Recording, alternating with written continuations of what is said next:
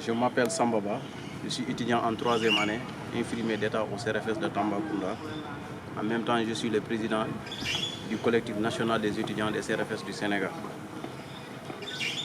Suite à un préavis de grève introduit le 23/6/2022 par le collectif national des étudiants des CRFS sur les points ci-dessous, l'application du système LMD dans les centres régionaux de formation en santé, le recrutement systématique dans la fonction publique après l'obtention du diplôme, une assemblée générale a été tenue dans toutes les CRFS du Sénégal le 4/7 mois 2022 pour dénoncer la discrimination, voire même le favoritisme des autorités sur l'ENDS au détriment des CRFS. En effet, même si nous admettons que des acquis, notamment les bourses qui sont de 40 000 francs, les pécules de stage de 1 500 à 2 500 actuels, nous notons toujours qu'il manque de considération de la part des autorités sur les instances de décision au niveau des centres régionaux de formation en santé. Depuis 2018, un combat collectif pour l'adoption du système LMD dans les différents établissements publics de formation en santé du Sénégal, option infirmier d'État et sage-femme d'État, afin de redonner une dimension beaucoup plus large à la formation des paramédicaux. Cette situation fait suite à l'élévation du niveau de la formation survenue en 2012, passant de BFM plus 3 au Bac plus 3.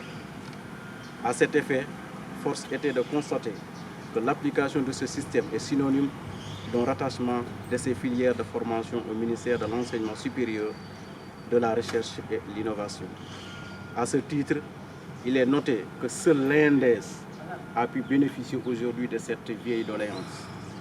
Face à cette situation, nous, étudiants des centres régionaux de formation en santé, déplorons avec la plus grande énergie cette situation discriminatoire, car l'ENDS et les CRFS font le même concours de recrutement, font les mêmes modules de formation, pour dire même le même statut.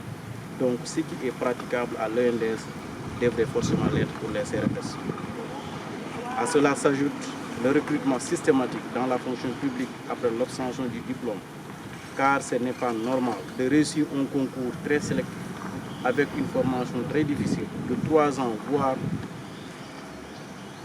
3 ans et plus, sortir avec une licence Bac plus 3 et rester à courir derrière des contrats par-ci, par-là, au moment où le ministère de l'Éducation nationale recrute 10 fois plus que celui de la santé et qui sortent avec Bac plus 3. Ce que nous déplorons aussi jusqu'au dernier souffle.